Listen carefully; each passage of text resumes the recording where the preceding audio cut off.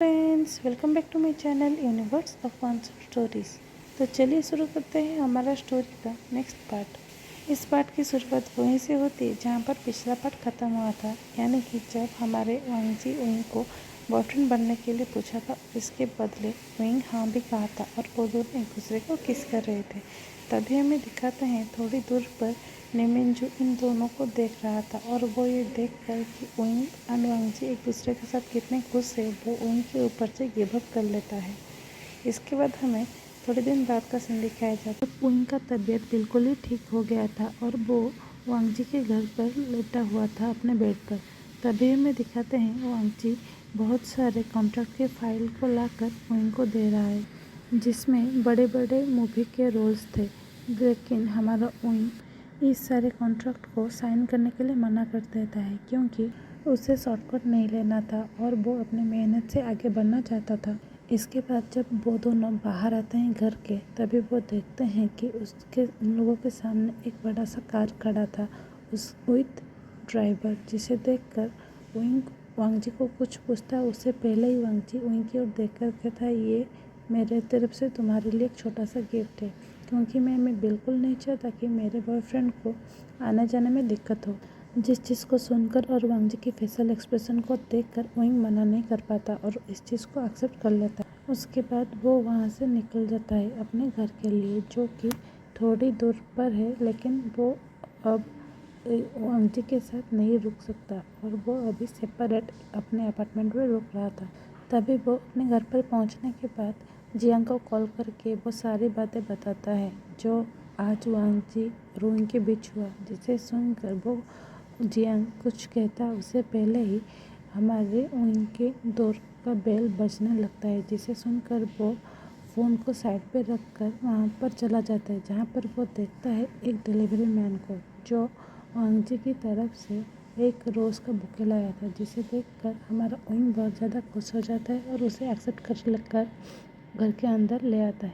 लेकिन तभी उइंग देखता है कि वो डिलीवरी मैन बार बार उसके घर पर आने लगा, क्योंकि वांगजी एक नहीं पूरे 99 बुकेज भेजे थे, वो भी उइंग के लिए, जिन्हें रिसीव करते करते उइंग बहुत ही ज़्यादा परेशान हो चुका था। उसके बाद हमें एक इवेंट का सीन दिखाया जाता है, जहाँ पर हमारा उइंग एक सॉन्ग गाने के लिए गया था, क्योंकि उस इवेंट के बाकी सारे गाने मिंगिया को दिया गया था, क्योंकि जो भी कह लो अभी भी मिंगिया को लोग पसंद कर रहे थे और अभी वो उनसे ज़्यादा पॉपुलर था। लेकिन कहते हैं ना, कोई किसी से कुछ भी छीन सकता है, लेकिन उस इंसान का टैलेंट नहीं। यानी कि जब मिंगिया गाना शुरू करता है तो वो किसी को भी पसंद नहीं आता है, क्योंकि मिंगिया ऑटो ट्यून का हेवीली यूज़ करता है। लेकिन सभी लोगों का क्रिटिसिज्म को सुनकर मिंगिया गुस्से में वहाँ से चला जाता है। उसके बाद उस इवेंट का मैनेजर हमारे विंग के पास आकर उसे रिक्वेस्ट करता है ताकि वो सारे सॉन्ग को गा सके। इसके बाद हमारा विंग चुपचाप जाकर स्टेज पर चढ़ जाता है और सामने की ओर देखता है कि सभी लोग वहाँ से जा रहे थे, क्योंकि सभी लोग मिंगिया को सुनने के लिए आए थे। लेकिन तभी विंग अपनी आंखों को बंद करके जब गाना शुरू करता है, जिसकी आवाज़ को सुनकर सभी लोग वापस आ जाते हैं, क्योंकि विंग का आवाज़ इतना ज़्यादा सुरीला था कि किसी को भी हिप्नोटाइज कर सकता। और धीरे धीरे सभी लोग विंग को चीयरअप करने लगे, क्योंकि विंग का रियल वॉइस बहुत ही ज़्यादा पसंद आ रहा था। उसके बाद आफ्टर द इवेंट सभी लोग विंग को उसका ऑटोग्राफ भी मांगते हैं, जिस चीज़ को मिंगिया जब दूर से देखता है तो और भी ज़्यादा जेलस हो जाता है, क्योंकि फिर से सभी लोग विंग को पसंद कर रहे थे मिंगिया के ऊपर। उसके बाद वांगजी भी आ जाता है विंग को रिसीव करने के लिए, वो भी एक बाइक में। उसके बाद वो दोनों बाइक राइड को एंजॉय करते हुए वहाँ से विंग के घर पर आ गए। लेकिन वहाँ पर पहुँचने के बाद विंग को एक बैड न्यूज़ मिलता है कि उसके लैंडलॉर्ड ने उसके घर को बेच दिया है, यानी कि अब उसे ये घर खाली करना पड़ेगा। जिसे सुनकर विंग बहुत ही ज़्यादा परेशान होकर लैंडलॉर्ड की ओर देखकर कहता है, आप बिना नोटिस देकर ऐसा कैसे कर सकते हैं। उसके बाद वांगजी कहते हैं, आप टेंशन मत लीजिए, हम लोग ये घर जल्दी खाली कर लेंगे। और तभी हमें दिखाते हैं ये सारा प्लान वांगजी का ही था और वांगजी ही वो खरीदार था जो विंग के घर को उसके लैंडलॉर्ड से खरीदा था, क्योंकि वो चाहता था कि विंग उसके साथ रुके। इसके बाद ऐसा ही होता है जैसा वांगजी चाह रहा था।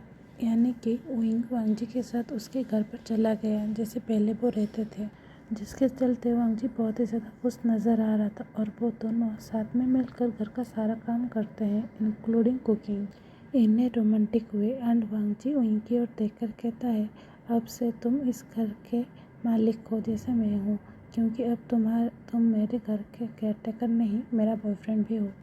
जिसके बाद इस दोनों ने एक दूसरे से किस किया और वो धीरे धीरे से वांगजी विंग के कपड़ों को उतारने लगा। जिसके बाद हमें इन दोनों के बेडरूम का सीन दिखाया जाता है, जहाँ पर ये दोनों एक दूसरे के साथ एक रोमांटिक से नाइट स्पेंड करते हैं।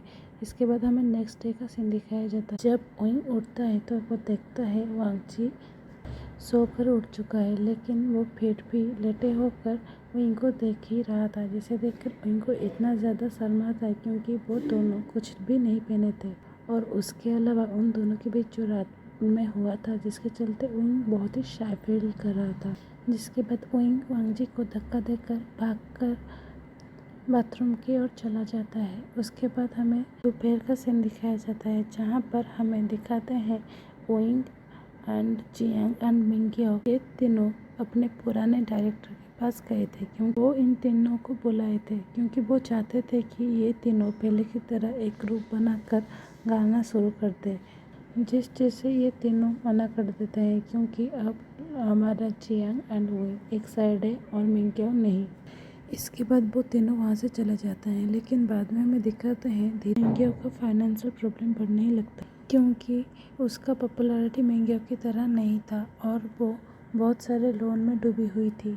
जिस चीज़ को देखकर विंग मिंगियो के साथ फिर से ग्रुप क्रिएट करने के लिए रेडी हो जाते हैं, जिस चीज़ को वायरल होते हुए थोड़ा वक्त भी नहीं लगता। एंड देखते ही देखते धीरे धीरे इनका ग्रुप पहले की पोजीशन पे आ गया, क्योंकि लोगों को ऐसा लग रहा था कि मिंगियो एंड विंग के बीच सारे मनमुटाव दूर हो चुके हैं और वो दोनों फिर से दोस्त बन चुके हैं। लेकिन ऐसा कुछ भी नहीं था, किसी को भी उन तीनों का अंदर का सच्चाई नहीं पता था। यानी कि अब हमारा मिंगियो लोगों के सामने विंग का अच्छा दोस्त होने का नाटक करता है, और लेकिन बाद में वो अभी भी विंग से चिढ़ता है। अब एक दिन का सीन दिखाया जाता है, जब ये तीनों प्रैक्टिस कर रहे थे प्रैक्टिस रूम में, तभी किसी काम के चलते विंग एंड जियांग को बुला लेता है, जिसके चलते वो दोनों वहाँ से चले गए। यानी उस प्रैक्टिस रूम में कोई और नहीं, सिर्फ और सिर्फ मिंगियो था। और वो जब देखता है कि विंग का फोन वहाँ पर पड़ा हुआ है, तब वो कुछ सोचते हुए मिंगियो वांगजी को विंग बनकर मैसेज करता है और उससे वो होटल रूम पर मिलने के लिए बुलाता है। और हमें दूसरी तरफ दिखाया जाता है कि वांगजी उस होटल रूम पर आ जाता है और वो देखता है वहाँ पर टेबल के ऊपर ढेर सारी खाने का चीज़ रखा गया था, जिसे देखकर वांगजी को ऐसा लगता है कि ये सारी चीज़ें विंग ने उसके लिए तैयार किया है।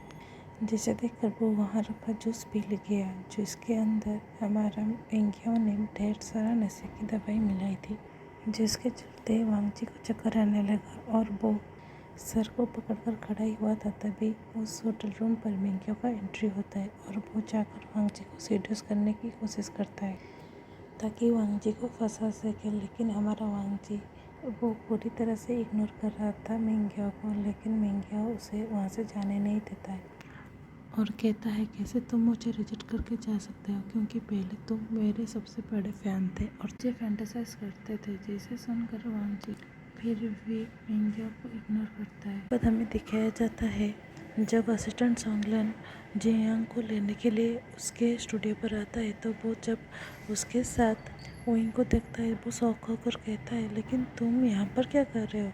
जिसे सुनकर विंग कुछ समझ नहीं पाता और वो उसे कन्फ्यूजन का लुक देता है, जिसे देखकर सोंगलन कहता है, लेकिन तुम तो बॉस को होटल रूम पर बुलाए थे। जिसे सुनकर ये दोनों शॉक हो जाते हैं, क्योंकि ऐसा कुछ मैसेज वो विंग को नहीं किया था। उसके बाद वो तीनों भागकर वहाँ से चले जाते हैं, क्योंकि वांगजी जाने से पहले सोंगलन को उस होटल का एड्रेस दिया था। तो आज के लिए बस इतना ही। अब हम नेक्स्ट पार्ट में देखेंगे आगे क्या होगा। इस सारे हादसे के चलते हमारे वांगसन की लाइफ में कौन सा इफेक्ट पड़ेगा। तो मिलते हैं नेक्स्ट पार्ट में। और हाँ, अगर आप लोगों को ये स्टोरी पसंद आ रही है, इसे लाइक कीजिए, अपने दोस्तों के साथ शेयर कीजिए और ढेर सारे कमेंट भी कीजिए। और मेरे चैनल में अगर नए हैं तो इसे सब्सक्राइब करना मत भूलिए। Thanks for watching.